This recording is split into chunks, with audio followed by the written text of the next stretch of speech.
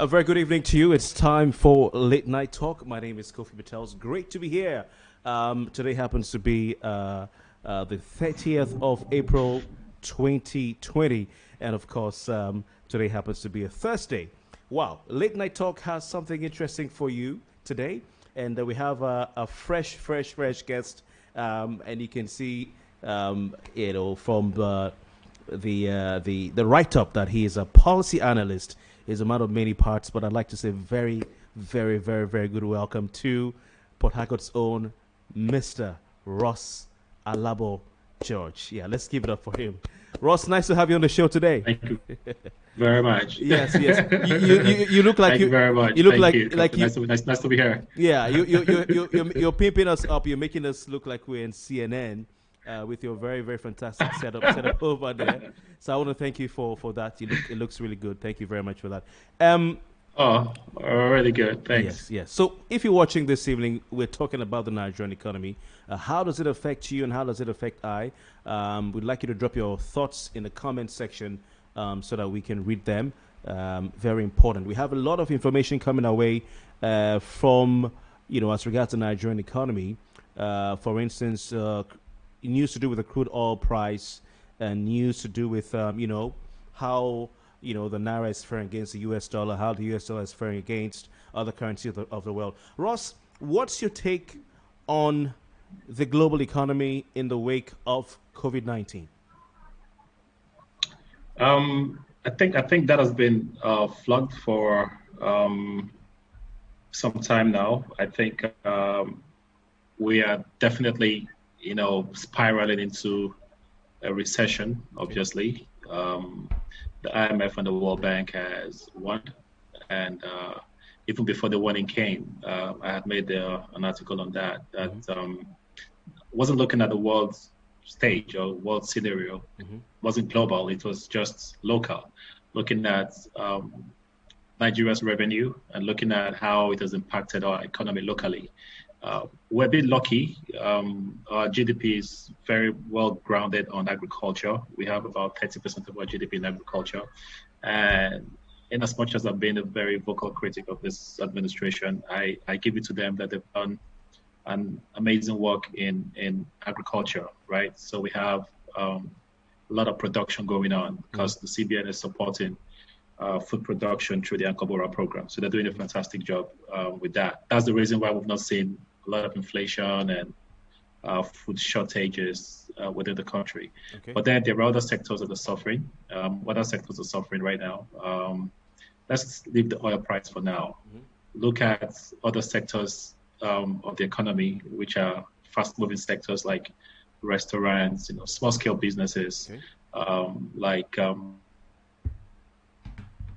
restaurants, shops, salons, even hotels. I gave a short analytics, which is all of the hotels are closed down now because no guests are coming in. What that means is that hotel staff are not going to get paid because hotels pay their staff based on what they make daily, weekly, monthly. Same for restaurants and same for salons and small businesses around, and our economy is driven really by SMEs, 70% by SMEs. So if we take that out, just like we have in Lagos where we've crippled, about 90% of the workforce in Lagos. What that means is that there are a lot of companies. Look at the airlines. Arica is laying off staff. None of the airlines are flying, and airlines make their money daily. So what's going to happen is that they are all slashing staff salaries. And some are outrightly going to lay off. We've seen that happen all over the world. So when you put all of this together, you don't need a soothsayer to tell you that we are moving straight forward into a recession. A recession you will not tell until it's announced. And it's announced quarterly. The first quarter is already out. Maybe we got into this, towards the end of the first quarter, but definitely the second quarter, which has just started for April, we're definitely going to see a contraction in the economy. We've grown 2% the last quarter in 2019, but obviously we're going to see a contraction this year in the second quarter, and so that will just transport us straight into that recession mode. We are already in the recession, and that's very clear. And the first way you know that is GDP contracting. How does your GDP contract? Your economy does not grow, rather it shrinks. A lot of our revenue, right, and foreign exchange is from oil and gas. So we have seen a situation where we have a lot of our crude oil stranded at sea. We have about 60 million barrels of Nigerian crude just floating without buyers. 60 million. 60 million barrels of Nigerian crude floating. And if you put that against our daily production, which is about 2 million barrels a day, what that means is that we have 30 days of production floating. And then you have the VLCC, what they call very large crude carriers. These are containers that you pay about $60,000 a day for. Because there's no storage anymore for land storages for crude, all the companies are now going towards floating storages. And when you use floating storage, for you to keep pumping, because you don't want to shut down your oil wells, right? Because the cost of restarting oil wells really very expensive. So the companies will not shut their wells. They'll keep pumping whether they have a way to store it or not. So they'll keep pumping until there is no more storage for them. Now what's happening is that the floating storages are full. There are about 10,000, about 9,200 VLCCs globally. And oil companies are just mounting on them. Each of them have about 2 million to 4 million barrel capacity. Now we're seeing about 90% of these containers on crude carriers are already full. So what is happening now is that you see people, producers are looking for a way to dispense their fuel for free. And that's why you saw last week that American crude was at minus, yeah, a negative value. So it Yeah. means that you're just Yeah. looking for where Well. you're looking for where to throw your crude at, Mm-hmm. Mm. So we're at a place where a lot of our vessels are now hanging around the Canary Island. Mm-hmm. We have a lot of Nigerian crude vessels there hanging around the Canary Island, Okay. just waiting for when good news will start. Mm. Now, there was something that went on today. The markets went up, Wall Street improved, and the reason was because there was a new drug which had been around, remdesivir or something like that. It's been around for Ebola, Ebola right? drug, yeah. But right now, showing some good signs for um, coronavirus. Yeah. Right now, Wall Street reacted. It's normal that Wall Street will react. Wall Street reacted.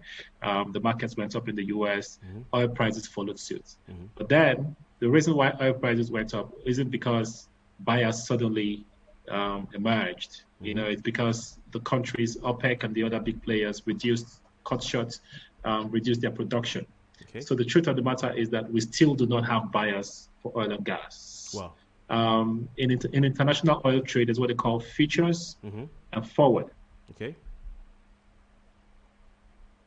The futures are one is for contracts that you've already pre-signed, meaning that you've made a deal already. The contract has been signed. Mm-hmm. So for those ones you have to deliver. So for those ones you're safe. And then you have the other type where you buy off the shelf. So people make orders for condensates and LPFOs and stuff like that. Mm-hmm. So for those ones, nobody needs it right now. Okay. Because if you look at our biggest buyer is India. India is shut down. India is on lockdown, right? 90% of the production in India is on standstill right now. So they don't need your fuel for anything. They don't need gasoline for anything. People are not moving around, so cars don't need gasoline. Mm-hmm. So people are at home. The same thing you see in Lagos. So daily consumption of gasoline has reduced. So there's no market for your fuel. China is still booting, still rebooting, so there's no market for us at the moment. So naturally, what that means is that I suspect that we will have challenges even funding the states. So it means that in the next 3 months, we'll probably see a situation where states will be getting maybe 30% of what they usually get. What that means is that you have problems paying salaries, servicing, the capital. Servicing the capital part of your budget, and so it's smart thing for governments to start reviewing their appropriation, reviewing their budget for the year. Because for me, there's no need investing. There's no need investing in capital, capital projects anymore. Invest in social projects. Invest in health. Invest in social welfare. Because right now, in the United States, they tell you to, as a corona response, they say trace, mm-hmm. test, and treat. Mm-hmm. But we discover that in our climb, we first of all need to feed, right? So ours need to be feed, trace, right? Test and treat. Because in developed countries, they have major food banks, they have food welfare, they have food stamp. Here we don't have anything like that. So if people do not have food, you cannot keep them under lock and key. They're definitely going to go out and look for something to eat.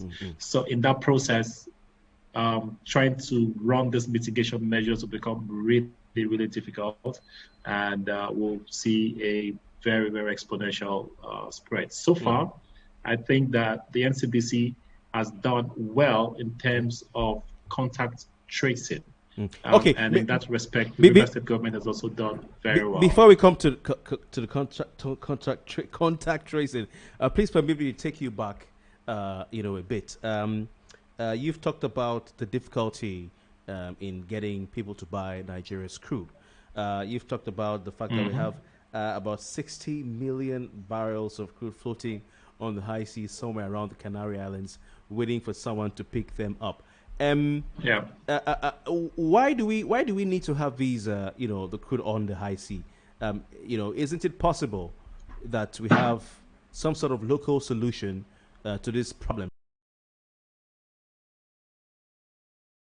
Importing the refined petrol. So we're importing refined petrol, diesel and all that, but we're looking for where to sell our crude. I don't know how that works. So That can't we? ordinarily would make very, Yeah. yeah, I mean, that ordinarily should make economic sense, Okay. and create jobs for you locally. The wider picture is that if you can afford to export nothing, I mean, what to export is raw material, right? Mm-hmm. And if you process that raw material, you make 400% more money on that product. And the money you, the infrastructure and resources you put in processing that also create jobs for your people, Mm-hmm. okay, and then gives the economy a boost. Now, imagine that Nigeria does not export its crude oil. Imagine that we refine our crude oil and export fuel, Mm-hmm. okay, and export all of these other byproducts. I was just looking at the big imports of the United States and other major countries. It's basically two of the top 10 major imports of the United States is oil and then plastic. Oh, All okay. right. So Okay. these are petrochemical products that we can manufacture here. If you export manufactured products, what happens is that you're bringing in additional Mm-hmm. Okay. Mm-hmm. Mm-hmm. For US dollar. Okay. Okay. Okay.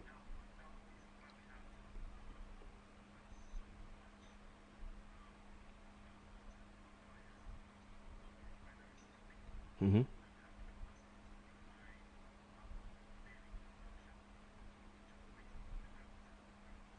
Refinery. refinery to come on stream.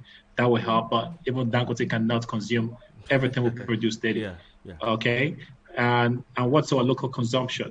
In Nigeria, we cannot consume everything we produce. So we have to produce. We have to develop the capacity to refine everything we produce, and then develop, get a market out there where we export.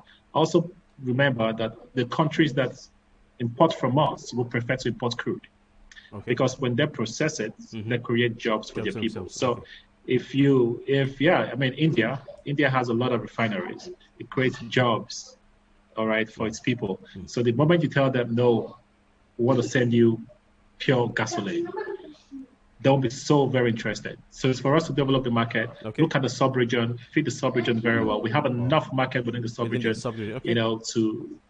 within the African sub-region to take care of. Okay. So, So yeah, go ahead. so are you saying we should be looking at even giving some sort of concessions, reducing we can't reduce price, of course, but looking at ways of creatively, selling our crude to African countries who do not produce oil. I know Ghana discovered some oil some time ago, but I don't know if it's enough to Oh yeah, Ghana satisfy. is doing about Yeah. 150,000 barrels already. But the whole of what Ghana is producing now is what just a field produces. Ghana does about 10% of what Nigeria does, but they are using their stuff now. It's not about how much you make; it's about the kind of value you create. Okay.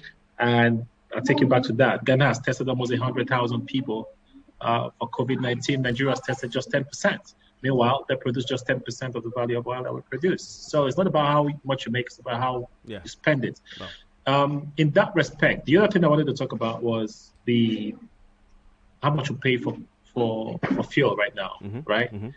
The good thing this has done is that we do not have what we call subsidy anymore, right? At the current international rate of crude oil, Nigeria should be paying something around the region of 60 naira for a liter of fuel. But Okay. we're still paying 120. So Meaning that the federal government is making a lot of money off its people. wow. Yeah. Wow. So Can you slow down for those who are watching us live on Facebook and YouTube, maybe to explain to us, what that means. This whole, there's no more subsidy and we should be paying 16 hour. Can you just break it down for us, please, Ross? Well, let me just make it. Let me just put it in a very simple way, right? Subsidy comes to play because the federal government wants to ameliorate, it's like a palliative. Okay. So because we have to import refined products, the cost of refining, the cost of importing, adds extra cost to what it would have been if it were produced locally. Now, before now, the landing costs of fuel was about maybe about 200 naira, about 200 naira per barrel. So what the subsidy was that for every liter of fuel, the federal government was paying a certain amount of money for every liter of fuel. The federal government was bearing the costs of a certain amount of money. Now the landing cost has reduced because the international cost of crude has reduced. Mind you, that cost of crude accounts for about 70 to 60% of, the landing cost. Okay. Now the landing cost the cost of crude has gone down by almost 70%. Yeah. Wow. The NNPC reduced the cost of fuel from 140 to about 120. Yeah. Right. 145 to 125. Yes. If you prorate it, if you do pro rata, it should be somewhere around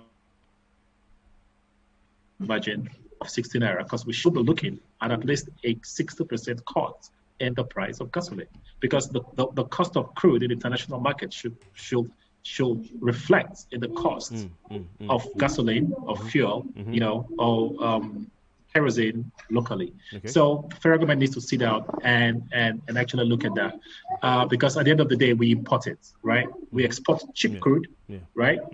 The refinery has cheap crude, the refinery processes it and sends us cheap gasoline. So we shouldn't be paying so much money for fuel, and it's time for the federal government to actually review the cost of fuel at our filling stations. So you're saying the federal government is ripping Nigerians off, making money of Nigerians? Well, two things. Yes, currently right now they are. The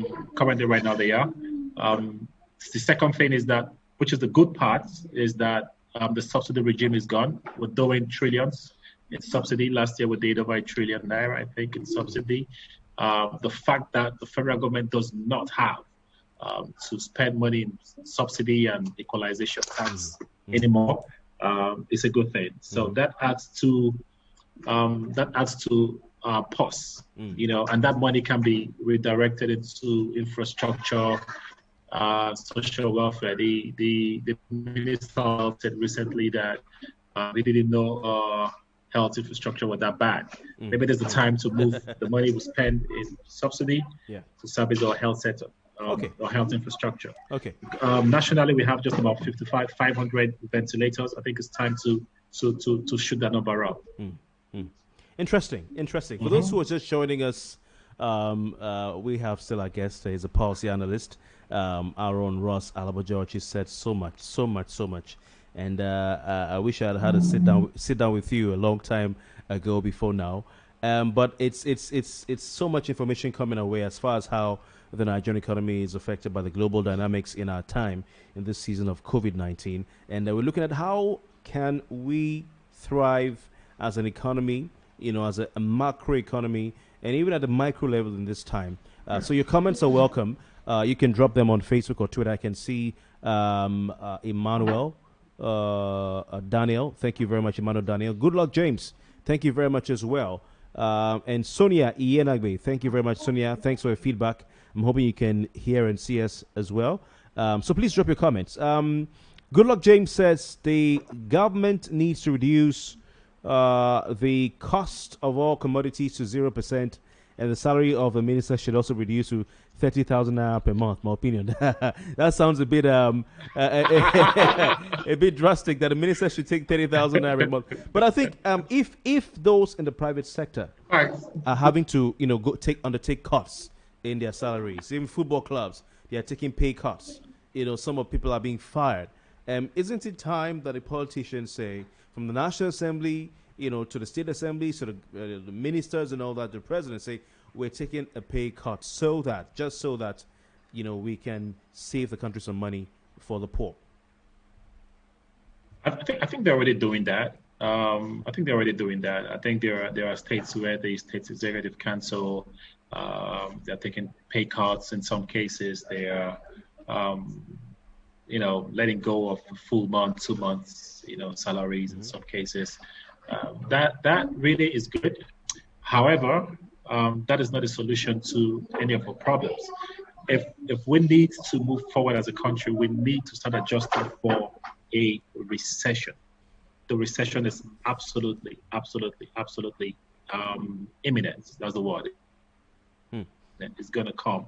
And so I observed that the central bank is already quietly working towards redirecting funding to agriculture, because that is what will define how stable the country is. Because the moment you lose it in food security, then you're going to have a chaos.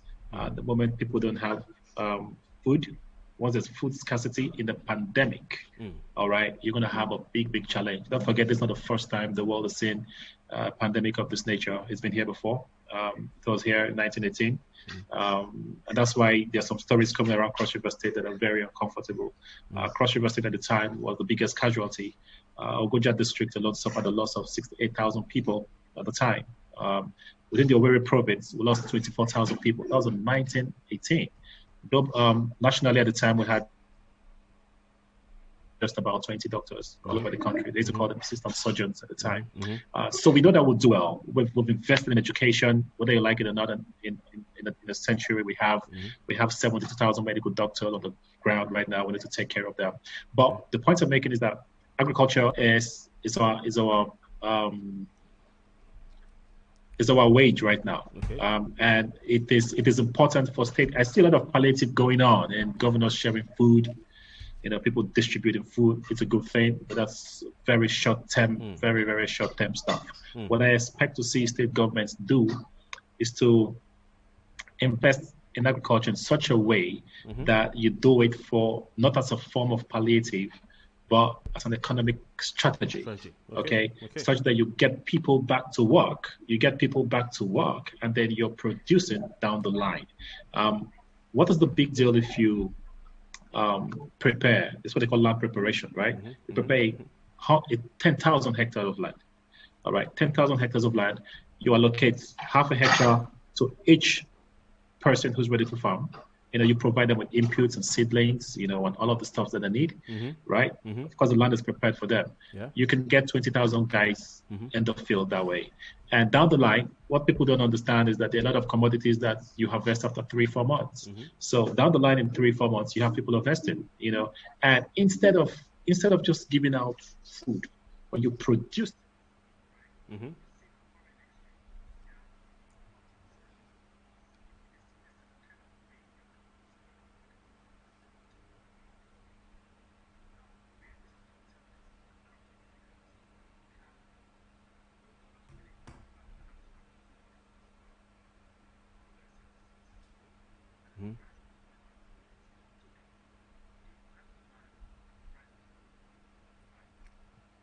No demand.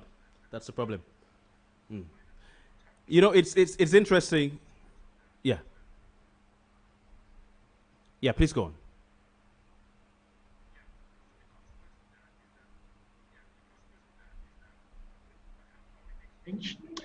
To strengthen to back up our currency, and then we will not have revenue to fund capital development. Secondly, what that would do is that manufacturing will suffer, because manufacturers need to import. Most of the machineries we use locally are fabricated abroad. So you need to get your raw materials from abroad for those ones that import the raw materials.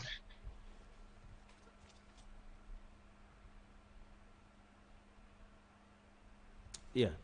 Are you there, Ross? Okay, we seem to have a freeze. Ross, can you hear me, please? Yeah, I can hear you. Okay. Your video is stuck, kind of. Okay. Okay. Yeah. So for people like Dangote who are building a refinery, this is going to be a difficult time for him, right? Because he has to bring in machinery, he has to order for parts. There are parts he has ordered for, right? That are still being manufactured that he has not completed payment for. Now, those parts will be paid for in from Nigeria, and so he needs foreign exchange to pay for those kind of stuffs. And that's why you see the CBN makes, this kind of dual arrangement with its service manufacturers and all of that. But where do you get the dollars from? Manufacturing and sectors where the raw material is available locally, right? Well, and that's why agriculture needs to be pumped up. We need to pump in billions and trillions into agriculture to make sure that we sustain those sectors that depend on agriculture for raw materials. Something to start, especially now for the future, because it is not profitable at this time. Ross, is it possible to store crude oil like this particular person is saying? Is it possible to store crude oil? Because we keep producing. He says we should store crude oil since we can't sell it at this time. Well, the standard form for storage of crude is land storage, right? Yeah. So you have land storage for crude, and in some other cases you have what they call floating storage. Okay. Yeah, but storage is expensive. All right, storage is actually very expensive, and so what happens is that you pump your crude and then you export. In Nigeria, we have an export terminal in Bonny. I think we have 2 export terminals. Every company pumps to the export terminal. So companies don't build their storage facilities because there's absolutely no need, except in extreme situations. I think the only few countries that have storages, the United States has what they call a strategic reserve, which is major storages that they're set aside. But right now, as I speak to you, the strategic reserve of the United States is full. Okay, the only country that seems to be profiting from all of this is China, because China depends. Yeah, China feeds fat on crude, and right now China does not even have enough storage. Because if China had enough storage, China has the money to buy up all the crudes right now in the ocean. For next to China nothing. will just buy. Oh yeah, they will buy and keep, and then just keep it in their strategic reserve. But China does not do that. Now the reason why we can store is because we don't have the infrastructure for that. The terminal at Escravos, the terminal at Bonny, they're limited capacity. I don't think they can store more than 10 million barrels. So these are to store for export. The reason why we have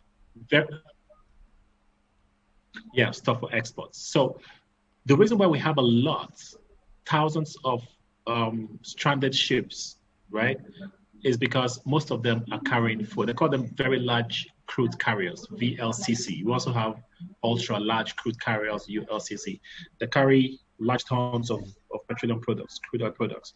The ones we use from Nigeria, they carry like 2 million barrels of crude in a particular ship. So what they're doing right now is that they're using these ships, these carriers, to store crude oil products.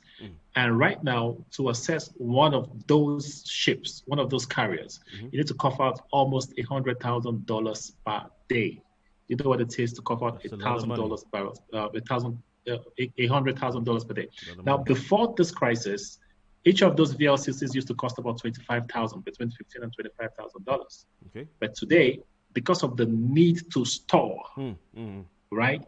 Companies are paying as much as $100,000 and over $100,000 just to have their crude stored in those vessels and then just have them float around. So demand, right? Because has gone up. You cannot afford to stop pumping.